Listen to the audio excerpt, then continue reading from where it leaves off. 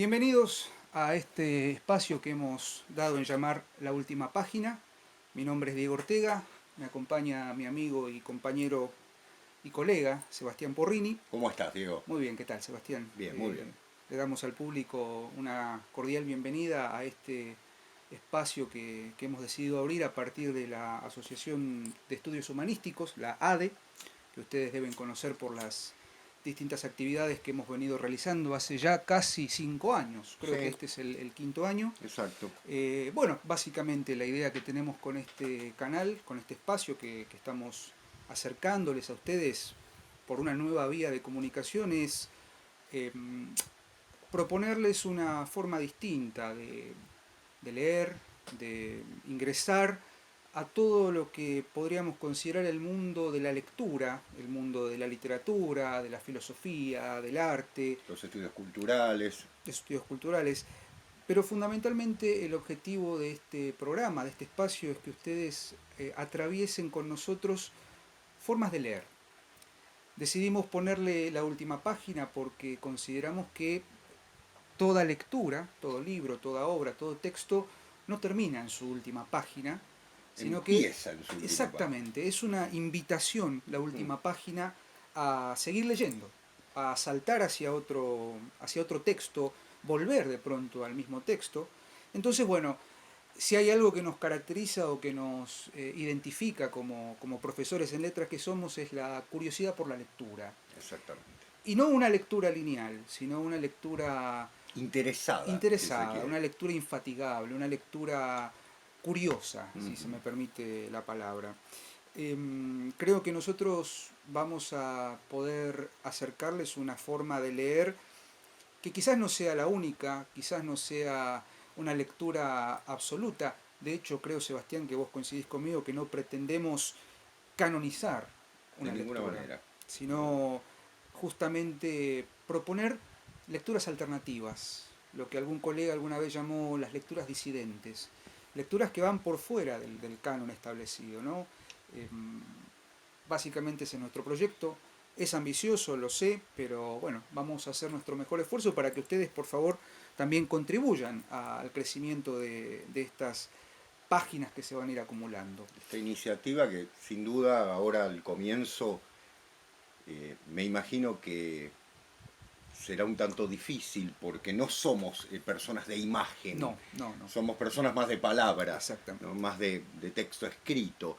Pero bueno, estamos haciendo. Sí, la iniciativa justamente es innovar en la forma de comunicarnos desde la Asociación de Estudios Humanísticos. Justamente, antes de continuar, Sebastián, quería, por favor, pedirles, invitarlos a que se suscriban al canal que a partir de ahora va a estar abierto, una nueva forma de comunicarnos desde la asociación con ustedes, que también por favor seguramente en la pantalla van a aparecer los medios de comunicación y de exposición de la asociación, la página de Facebook, la página, el canal de YouTube, y creo que tenemos tenemos una dirección de correo electrónico y una cuenta de Twitter, ¿sí? Que vamos a subir seguramente ahí, vamos a compartir algunos videos. Y hay un blog que también Exactamente. va a figurar en pantalla para que ustedes puedan ingresar. Pero bueno, una gran ayuda para nosotros sería que se suscriban, que difundan este canal, que hagan saber que existimos, ¿sí? Más allá de la virtualidad. Y obviamente les agradeceremos que pongan me gusta y compartan el contenido que vamos a ir subiendo con viento a favor semanalmente. Sí, también tener en cuenta que esperamos toda buena crítica, toda sana crítica, siempre con respeto, nosotros también esperamos cumplir con este principio, pero fundamentalmente estamos abiertos a temas, es Sí, decir, sí, sí, sí, propóngannos sí. aquellos temas que puedan interesar desde aquello que nosotros podamos opinar, por supuesto, ya lo dijo Diego, desde la literatura, desde la filosofía, desde los estudios culturales, y fundamentalmente tener en cuenta que este es un esfuerzo que esperamos nos haga crecer, Sí, ¿no? Que también nos haga crecer como personas que están en un medio nuevo. Esto es nuevo para nosotros, para los dos. por Sí. lo menos, claro, exacto, voy a decir para mí, pero veo que Diego comparte conmigo esto. Bien, Diego. Bien, sin más preámbulos, vamos a iniciar este primer programa, esta primera última página, si la contradicción me lo permite. Perfecto, un oxímoron bellísimo. Exactamente. Eh, con Sebastián hemos pensado durante mucho tiempo, yo creo que más que pensado lo hemos dialogado, lo hemos... Platónicamente dialogado. Exactamente, exactamente. Una suerte de mayéutica, ¿no? La Es verdad, pregunta, el es verdad. diálogo. Surge el nuevo tema, exactamente. ¿no? Y hay algo que nos viene sanamente obsesionando, que es un grupo de personas, no me animo a llamarlos intelectuales. Que no conforman en sí un exactamente, grupo, no conforman son un grupo. individualidades. Exacto. Y decía, no me animo a llamarlos intelectuales porque creo que ellos mismos renegarían de ese calificativo. Creo que son grandes lectores. Lectores de lo distinto, lectores que de alguna manera ingresan al texto literario, al texto filosófico, al texto de los estudios culturales, a todo tipo de texto, a la imagen inclusive, al arte, ingresan desde un lugar distinto, ¿sí? Miran la literatura o el mundo de las palabras y de las letras desde otro lugar. Entonces, obviamente cuando nos propusimos llevar adelante este espacio, empezaron a surgir estos nombres, ¿no?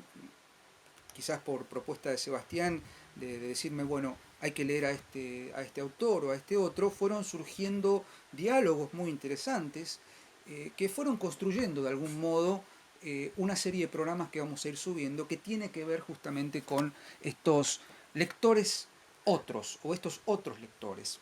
Y decidimos dedicarle este primer programa a uno de ellos, a uno de los escritores a quien yo conozco hace relativamente muy poco, escritor al que una vez conocido leí con mucha euforia, con mucha ganas, con muchos intereses, porque realmente fue conocer otra forma de leer.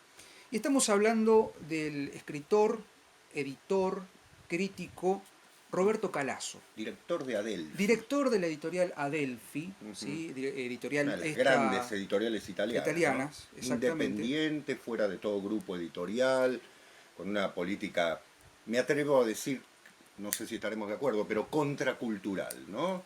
O por lo menos contra la corriente común a la que estamos acostumbrados, ¿no?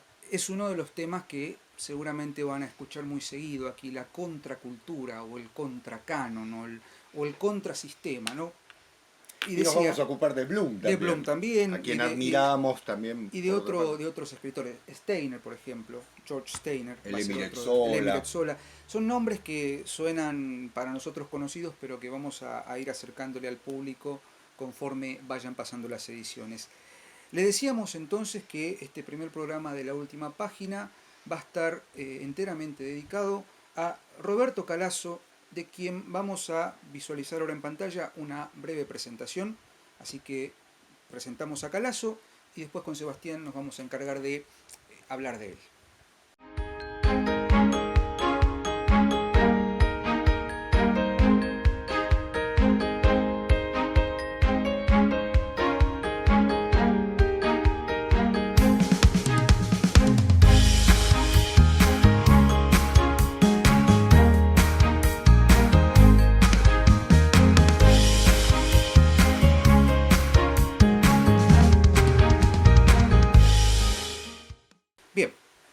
Como habrán podido observar en la presentación que acaban de ver, Roberto Calasso es un escritor muy prolífico, es un autor y un lector infatigable, diría yo.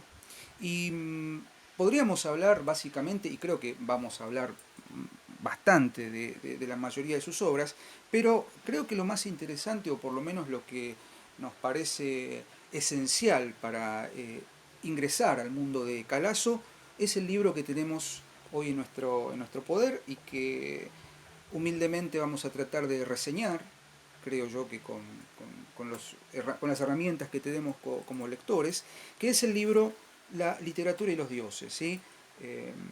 De la editorial Anagrama. Anagrama creo que tiene los derechos actualmente. Exactamente. Por supuesto, el libro original en italiano está en Adelphi. Exactamente. Y la bueno, traducción de Edgardo Dobrí de exactamente. toda su obra, que es una garantía, ¿no? Es un Bien, gran traductor. Eh, bien. yo la llamaría, si me permitís, Diego, la llamaría la Operación La Calazo. operación Calazo, bien. Hay 9 libros de Calazo que conforman de alguna manera un canon, vamos a decir así, un nuevo corpus de textos, desde La caída de Cash, que es uno de sus primeros textos, allá por los años 80, 83 si no me equivoco, hasta las últimas obras que todavía no están en castellano, ¿no? Algunas de carácter un poco más político, pero encontramos entre ellos bueno, textos de la mitología hindú, como pasa por ejemplo con Ka y el Ardor, que están traducidos también. Son dos textos fundamentales, ya vamos a hablar de ellos, pero hoy nos vamos a ocupar de la literatura y los dioses, que Exactamente. son una serie de conferencias Son dadas en Inglaterra. conferencias dictadas en la Universidad de Oxford, en una serie de seminarios, estimo que de maestría, y que justamente son, creo que, 8 ocho conferencias. conferencias, En el año 2000 las dictó. cuyo eje central es un tanto confuso en el título, pero una vez que ingresa uno en la lectura de estas conferencias, empieza a visualizar cuáles son los vasos comunicantes entre autores tan disímiles de pronto como decir Baudelaire y el movimiento romántico alemán, Uh -huh. Baudelaire y Nietzsche, Proust y Nietzsche, Borges. Borges mismo, Uh -huh. eh, una, un elenco de autores, de obras, de escritores que en apariencia al lector desprevenido van a resultarle quizás incongruentes. De hecho, Calazo mismo lo dice en uno de sus artículos. Este grupo de escritores que él analiza, sobre los cuales elabora sus ideas, inclusive pueden ser hasta contrarios, ¿no? Sí, Yo no desde sé, luego. Él yo lo no sé plantea en un momento. exactamente, no sé hasta qué punto podríamos juntar a Novalis con Borges, si bien Borges fue lector de Novalis. Estoy pensando en Borges y Proust, Borges y ¿no? Lo Proust, más sin ir más alejado, tal lejos. vez. Eh, Nabokov, Nabokov otro a quien le vamos seguramente a Marina dedicar un... Tsvetaeva, Marina Svetaeva, autora poco conocida, muy bien traducida recientemente por un colega, el buen Fulvio Franchi, que seguramente en algún exactamente. momento lo vamos a convocar para que nos dé su visión sobre la obra de Svetaeva. Pero como decía antes, Calazo logra, la operación Calazo, como bien decía aquí Sebastián, logra tejer un entramado de lecturas que configuran esta idea de que la literatura tiene una suerte de raigambre profunda en lo divino. Y por favor, no consideren lo divino o los dioses como algo estrictamente religioso o teológico, Uh -huh. sino que de lo que estamos hablando aquí es de la literatura y los dioses, y creo yo que faltaría agregarle el adjetivo míticos, Uh -huh. mitológicos. Palabra que a Calazo, concepto que a Calazo le parece fundamental para entender la literatura. Entremos, tal vez, Diego, por la idea de que él habla de un proceso de 100 años, él lo Exactamente. marca Sí, exactamente sí. como 100 años, desde que en 1798 Con la revista Atheneum Atheneum. de Schlegel y Fichte, los grandes Novalis también, Sí, los románticos los alemanes. románticos alemanes, hasta la muerte de Stéphane Mallarmé en 1898. Es decir, él habla de una etapa en la que la literatura, todo lo que tiene que ver con lo divino pasa por la literatura, hay un renacimiento de lo pagano, en algún Exacto. momento va a hablar de eso, y ese renacimiento se plasma en la literatura no solo como un modelo estético, sino también como un refugio del concepto de lo divino, que de alguna manera él contrapone al concepto de literatura y sociedad, ¿no? El siglo XIX, dice Calazo exactamente, es un siglo en el que lo social eh, coopta todo concepto, convirtiendo a la literatura en un hecho social también, pero fundamentalmente tomando a la religión como parte de lo social, a la tradición como parte de lo social y por lo tanto convirtiéndolo en... Bueno, se habla del aburguesamiento, Ujú. ¿no? En muchos casos lo hemos visto, lo hemos leído en muchísimos autores, fundamentalmente en Lukács, pero el concepto de aburguesamiento del de la religión, de la tradición, para convertirse en un medio de mercado, digamos así, en un elemento comercial. El advenimiento de la novela, El se llama, advenimiento de la ¿no? Es decir, novela, claro. el siglo, si se quiere, de la Siglo novela. XIX Sí, es, claro, en muchos sentidos sí, el epítome del exactamente. momento de la novela, pero fundamentalmente tener en cuenta que esta operación producida por los románticos alemanes primero y después por buena parte del simbolismo, la tradición simbolista francesa del siglo XIX, significaría, me permito el término, una especie de refugio Ujú. de lo divino, en el que la mitología comporta, y los románticos alemanes se encargaron mucho de revitalizar los estudios mitológicos, comporta un cambio importante que va a convertir al escritor, lo dice Calazo, no quiero citarlo literalmente porque los invito a leer el libro más que nada, él lo dice mucho mejor de lo que lo puedo decir yo, pero con estas palabras, comporta que el escritor se convierta en un ser antisocial. Sí, Es decir, el escritor parece estar en las antípodas. Yo pensaba en la concepción de poeta, ¿no? sí, El bueno, poeta fue el vate en la antigüedad, fue el ser iluminado, fue el ser que hablaba de la trascendencia para convertirse un poquito en el loquito de la sociedad, claro. ¿no? Cabe aclarar aquí, ¿no?, que estos autores que bien cita Sebastián y que están citados en Calazo son poetas. De alguna manera, como bien estás abriendo la puerta, a Calazo le interesa esta operación de lo que él llama la literatura absoluta, ese movimiento que dura casi 100 años, desde la revista fundada por Novalis y Schlegel. Schlegel y compañía, hasta la muerte de Stéphane Mallarmé. Él considera esa etapa como el surgimiento de la literatura absoluta. Y aquí tendríamos que hablar de la poesía De la absoluta. poesía. ¿Mm? Pero Bueno, decías que ese refugio que se produce en ese grupo, en ese elenco de poetas y de escritores y de pensadores, tiene una característica común, fundamentalmente, que creo que es esto de lo que bien estabas por exponer, del escritor y del poeta como un visionario, exactamente. como alguien que puede nombrar en el lenguaje o puede decir con el lenguaje aquello que es imposible de transmitir, que es la experiencia de lo divino. No lo divino, insisto, religioso, teológico. Pensemos en Baudelaire, ¿no? Que Exacto. es un autor maldito, si se quiere, como se lo ha caracterizado muchísimas veces desde la historia de la literatura. A mí me produjo un hecho muy particular el último texto, que es la Mm. literatura absoluta, que vos lo acabas de citar, Diego, porque él habla de qué nos produce la poesía. Y él usa un término que usa también Gottfried Benn, Ven, el exacto. gran poeta alemán de entreguerras, digamos, para entendernos, personaje perseguido por el nazismo, ¿no? Con una serie de características muy notables, un gran escritor, a quien Calazo le tiene mucha veneración, diríamos así, en el que habla del estremecimiento. Yo creo que recordarás el término, ¿no? Y él lo relaciona, cita la siguiente anécdota, dice, un poema es un gran poema cuando un hombre se está afeitando y Ujú. mientras se afeita lo recuerda y lo empieza a recitar. Habla del erizamiento más Del que el estremecimiento. erizamiento, exacto. Término que viene de la Bhagavad Gita y que tiene relación justamente, bueno, los Obra conocimientos, también citada, ¿no? El muy citada. estremecimiento de Arjuna Exactamente. ante la revelación de Krishna. Uh-huh. Es decir, lo que le dice Krishna a Arjuna, que produce ese estremecimiento y lo que vos decís, ese erizarse del vello, diríamos, ¿no? De alguna Se me manera. ponen los pelos de Se punta, me ¿no? ponen los pelos, Dicho más exactamente, muy prosaicamente.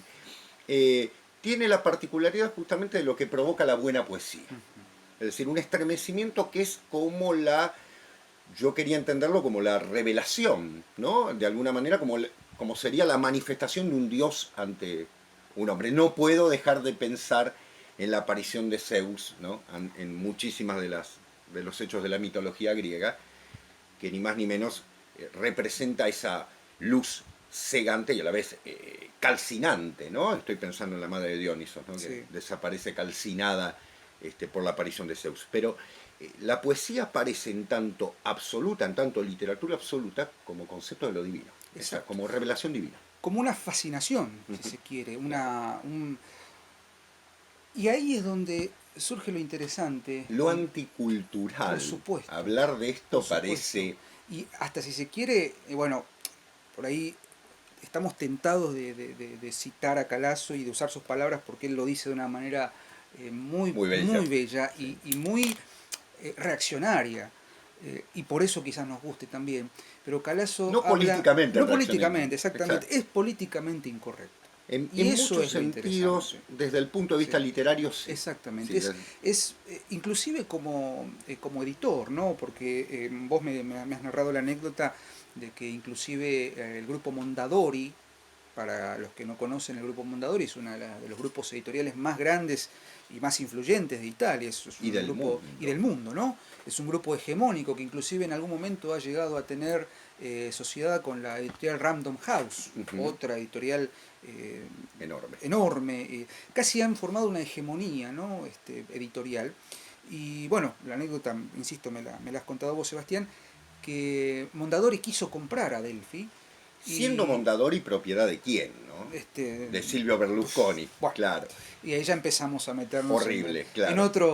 en otras profanaciones que no vienen al caso. Pero bueno, cuenta la anécdota que Calazo decidió vender su casa inclusive. Para comprar a Delphi. Para comprar las acciones que no le correspondían a él de Delphi, y decidió no vender su editorial a un grupo hegemónico como lo es Mondadori, justamente para preservar algo un fondo editorial que es tal vez comparable al de perdón, al de otro fondo editorial del que vamos a hablar en su momento, que es el de Atalanta y el de Ciruela. Otrora Ciruela, sí. Claro. La editorial Ciruela. Exactamente. Entonces, digo, ese acto que algunos tildarán de idealista, de necio, no sé.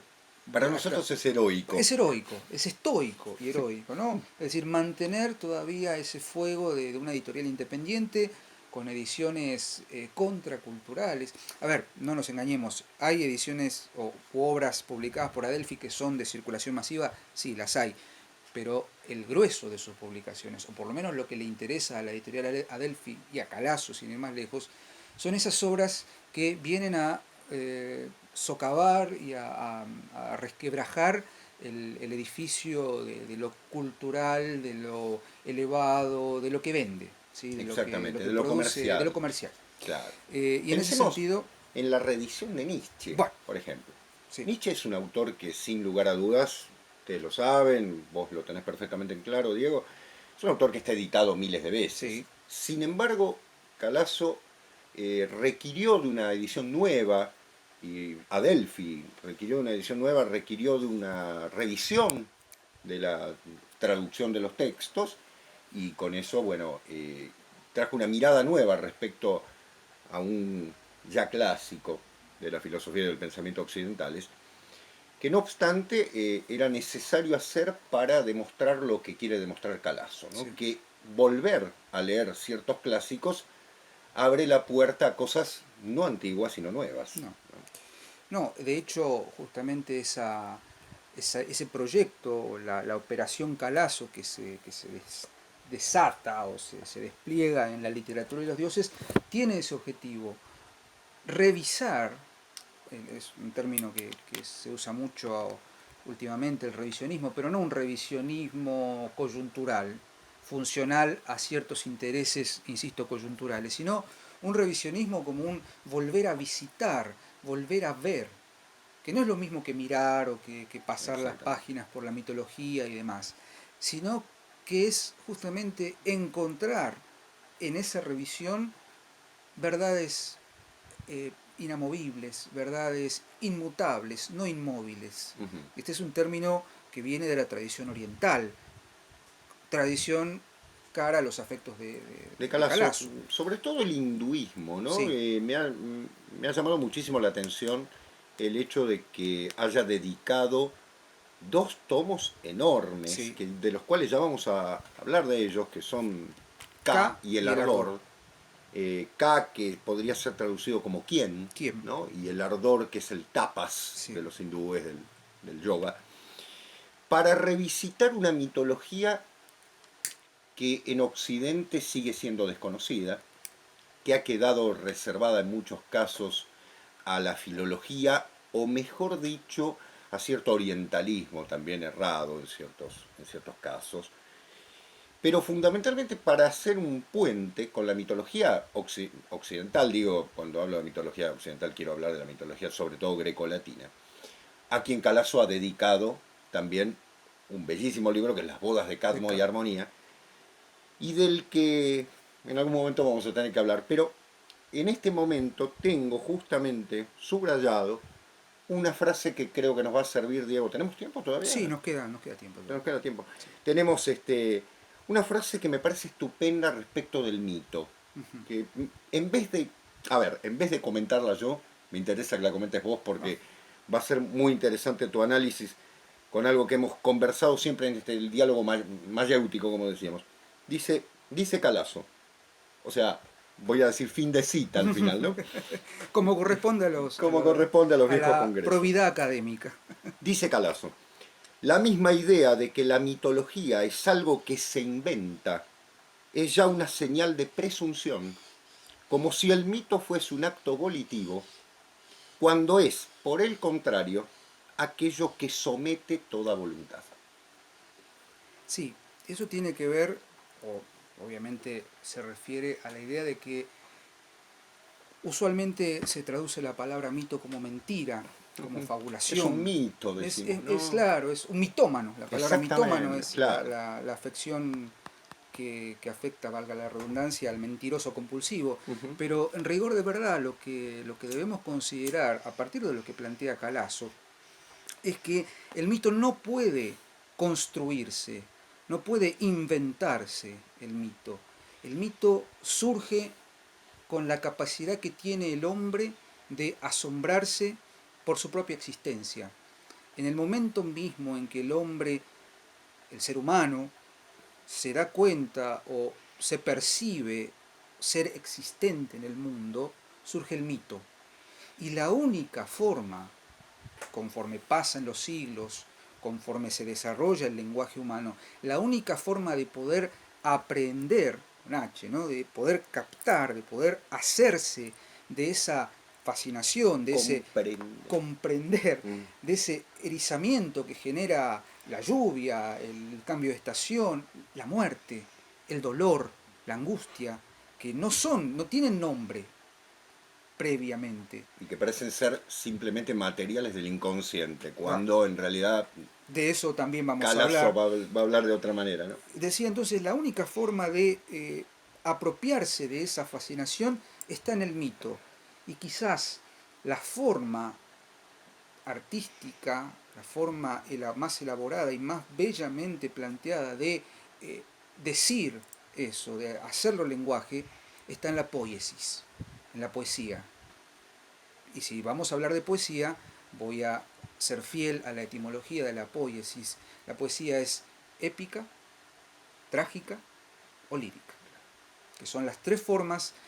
Puede sonar un tanto rígida la distinción, pero tenemos que pensar que Calazo nos está invitando a esa revisión, a volver a encontrar en esa poiesis, en ese acto de creación, pero quizá me esté contradiciendo con lo que dije de anteriormente, no revelación, creación en tanto nuevo, fabricación, claro. ¿no? Elucubración del mito, sino creación en tanto saber, como el buen artesano, saber darle forma a eso que naturalmente se manifiesta, Exacto. a eso que Bueno, brota. yo La creo que naturaleza brota, ¿no? La physis por eso brota. vuelve, en algún sentido, muy marcadamente, primero a la poesía alemana Uh-huh. de comienzos del siglo XIX y exactamente nombra Hölderlin. Bueno, ya tendremos que hablar de él, ¿no? Y de otro pensador en ese sentido que lo ha leído de manera estupenda.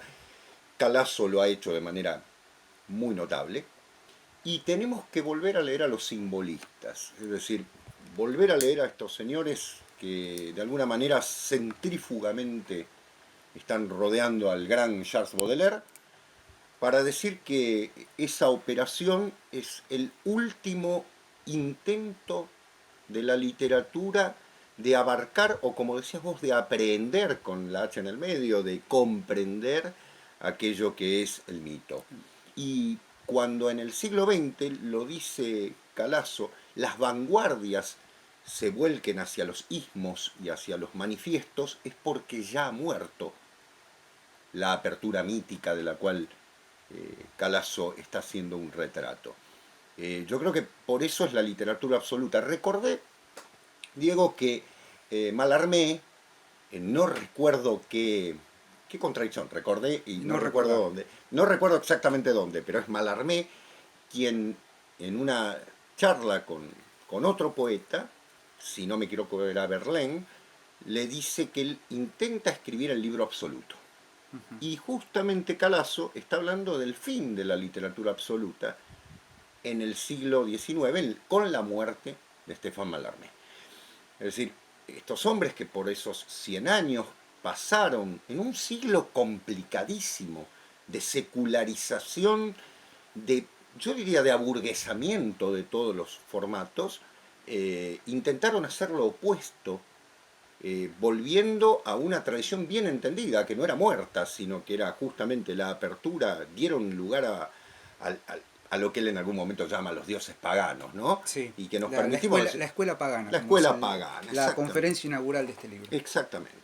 Que de alguna manera, si bien quedaron plásticamente fijos en una tradición que venía desde el Renacimiento, parecían ser estos dioses un simple juguete, se convierten en fuerza de un mundo que va a volver para manifestarse a partir de Hölderlin, ¿no? Sobre todo, y de Schlegel, Fichte, y vía Francia, el gran Baudelaire, Por supuesto. trabajando con todo esto. A quien Calasso le dedica uno de sus libros, La Folie Baudelaire, La Folie Baudelaire, libro inclasificable. Incas. Ya vamos a hablar de Es ese texto muy también. extraño que Sí, la editorial Anagrama hable de novela, sí, pero ya sí. hablaremos de Bueno, ese libro, ¿no? Es, creo que me gustaría agregar algo a lo que dijiste respecto de ese aburguesamiento. Me parece que no hay que olvidar algo, o por lo menos empezar a sentar algunas piedras en el estanque, ¿no? A ver hasta dónde llegan sus ondas. Pero yo creo que no hay que olvidar algo fundamental que se desarrolla no solo en la historia, sobre todo occidental, sino en el ámbito, en todos los ámbitos, culturales y sobre todo literarios, ¿no? Digo, el famoso romanticismo alemán, el Sturm und Drang, y posteriormente el romanticismo francés, el romanticismo inglés, que tiene creo que 50 años de esplendor con los 6 grandes poetas románticos, pero hay dos hechos fundamentales, históricos, que creo que marcan este fin de esta literatura absoluta o de esta escuela que busca revisitar o revisar la divinidad pagana, básicamente la literatura de los dioses, y me refiero a la Revolución Francesa y a la Revolución Industrial. Son marcas estas de contra las que contra las que reacciona, ¿no? reaccionan También los escritores, los artistas, pero creo que son marcas del inicio de una nueva era, que es la era de la técnica. De la técnica no de la tecné griega, de la técnica y de lo que después será la tecnocracia. claro, La técnica entendida la como la tecnología, tecnología, en tanto, el hombre que opera sobre el objeto, el hombre que interviene sobre la naturaleza y no el hombre que sabe descubrir lo que la naturaleza, lo que el objeto tiene para decirle y tiene para mostrar. Y en ese sentido, y ya para finalizar esta bloque, aproximación, este este programa. bloque dedicado a Calasso, me gustaría retomar algo interesante que dice Calasso al final de su libro. Con esto no estamos arruinándoles a No, no, nadie porque no, son porque son conferencias ensayos, son conferencias, autoconclusivas, pero exacto. es interesante y seguramente ahora en pantalla vamos a poner para que ustedes vean a qué nos referimos. Hay un vaso de cerámica Uh-huh, de la época fechada de la guerra del Peloponeso, que muestra a un escriba uh-huh. con un estilete y con una tablilla, que está escribiendo, valga la redundancia, y delante de él hay un río, un curso de agua, en la que está flotando la cabeza de Orfeo.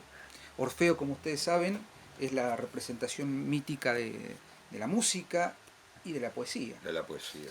Quien ha sido recientemente decapitado, la cabeza de Orfeo está flotando, sangrante, pero intacta, impoluta.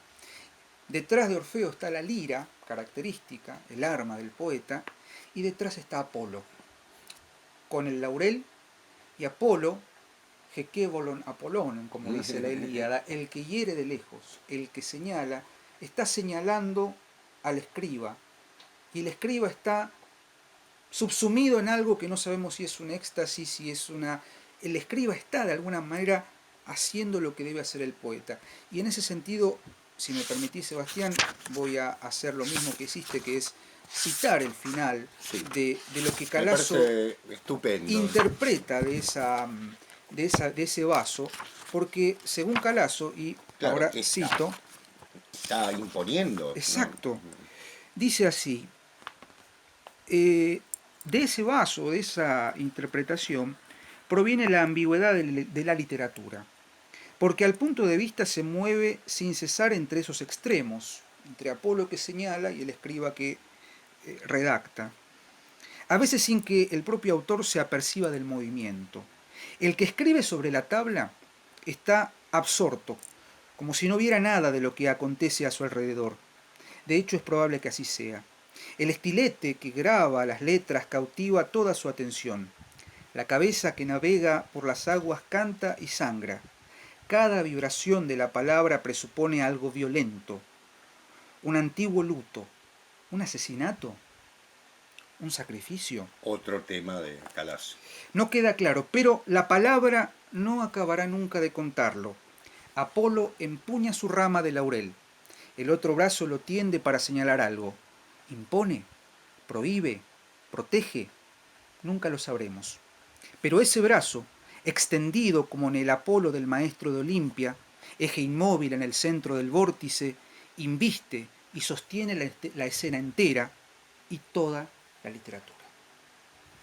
Creo que no hay mejor metáfora visual, en este caso, para cerrar la idea que busca instaurar Calasso en su obra La literatura y los dioses. Hay algo en esa escena mítica, de tema mítico, que engloba y encierra el sentido real de lo que es la literatura o la poesía, permitime decirlo, Sí. que tiene que ver con esto que hemos tratado de desarrollar en este programa.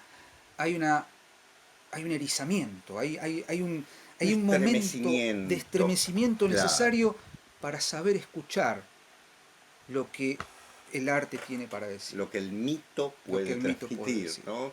Y fundamentalmente esa idea de que en el estremecimiento no solo del lector, sino primero de quien recibe esto, está la explicación de por qué el poeta nunca puede explicar, Exacto, cuando es un poeta, lo que ha hecho. Recuerdo ahora la escena de Fernando Pessoa explicando esa noche de 1912 en la que escribió de corrido 17 de sus mejores poemas y verdaderamente él diciendo fui poseído. Creo que tiene que ver con eso, ¿no? hay dos caminos, la locura o el suicidio. Ya hablaremos también de ambos para los poetas. Bueno, Sebastián, ¿Cómo se iba a llamar este programa? La última página. En realidad este programa empezó siendo Las Pipas, o el fulgor de las pipas, o en el calor del humo. No lo sabemos, pero... Pipas al acecho, sí. Pero bueno, hemos encontrado un nombre un poco más universal y menos autorreferencial. Así que, bueno, esperamos que este nuevo desafío, este nuevo espacio, ¿sí? Que juntos emprendemos este bravo ascenso, que juntos emprendemos, como reza una vieja oración que recuerdo, sea de su agrado. Insistimos, les pedimos por favor que se suscriban al canal, que difundan, que compartan y que sugieran. Estamos abiertos a todo tipo de crítica, a todo tipo de debate y esperamos que nos vuelvan a sintonizar la semana próxima con una nueva emisión de La Última Página. Muchas gracias, Sebastián, por brindarnos este espacio Al contrario, gracias Diego, gracias por por tu dirección, porque realmente yo No, soy más esquemático, no, ¿no? no, esto es una idea de a dos, así que Totalmente. muchas gracias, les deseamos una buena semana y nos veremos prontamente en esto que hemos dado en llamar la última página. Adiós, gracias.